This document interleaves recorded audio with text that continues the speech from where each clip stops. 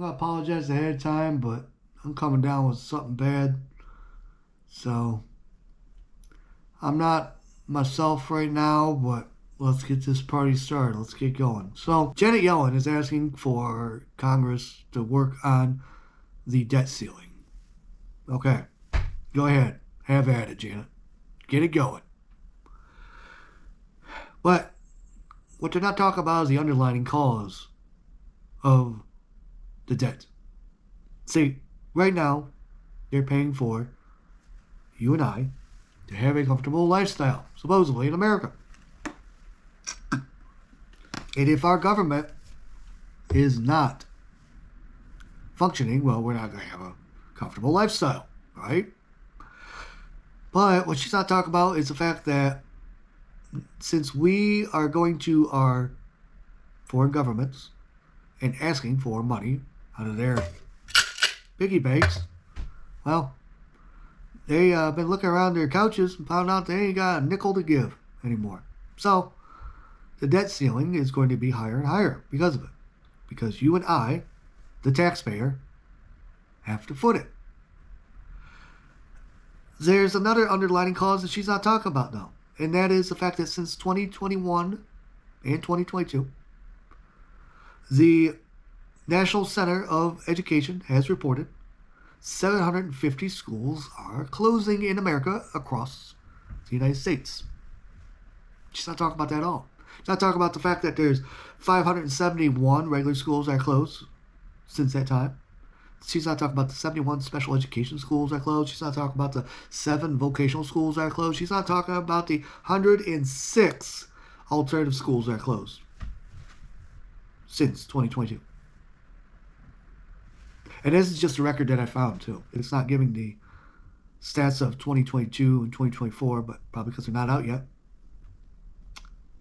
And if you have a dying population and you don't have people replacing your population, then you're going to be in debt more and more because there's going to be less people putting money towards your government. Just like a lot of other governments are doing, too. Take Italy. Take Greece, for example. Take South Korea, for example. Dwindling population. They're going for robotics. Now, it's robotics. Humanoid robots. That's going to be a short-term fix. Because here's the thing that nobody's talking about either about this. Yeah, it's going to sound great. But when you're making, let's say you're making 250,000 boxes of cereal per month. And all of a sudden you have a population drop that only requires 110,000 cereal boxes per month.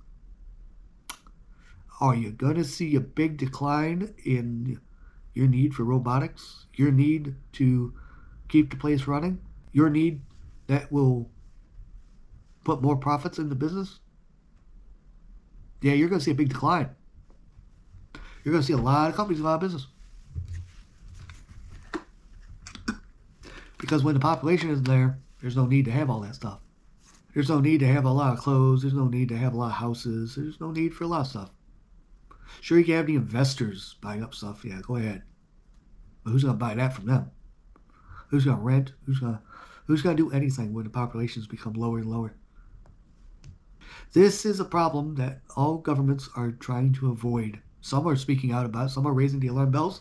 Like Russia, for example, they put in a traditional bill. Traditional bill is for families. And it's a very good bill. South Korea has a bill similar for families. Japan has a bill similar for families. Spain has a similar bill. Italy has a similar bill. But it ain't helping. Now, they are seeing some bumps. Like, a few people are like, hey, I'm going to have a kid because I get paid.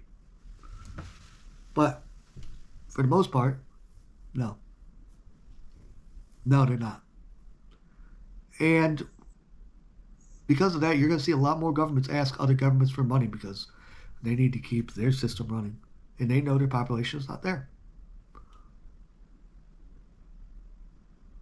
So, what I'm going to say is, this is going to be a normal reality for for the next generation and generation after, because unless a generation steps up to the plate and says,